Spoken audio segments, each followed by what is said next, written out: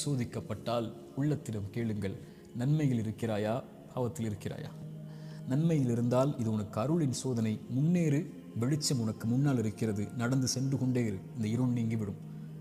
இருளுக்கு பிறகு பகல், துன்பத்திற்கு பிறகு இன்பம், நோய்க்கு பிறகு சுகம். இப்படி உலகம் மாறி மாறி உனக்கு கொடுக்கும். ஓடிவிடு நன்மையை தேடி. வெளிச்சம் உன் வாழ்க்கையில் விரைவில் வரும், மிகப்பெரிய வெளிச்சமாக. நீ ஒரு மாதம் சிரமப்படுவாய், ஆனால் நீ கடக்க வேண்டிய இந்த மாதத்தை அல்லாஹ்வின் நம்பிக்கையில் நன்மையில் கடந்து விட்டால் நீ வருடம் முழுக்க நிம்மதியோடு இருப்பாய்.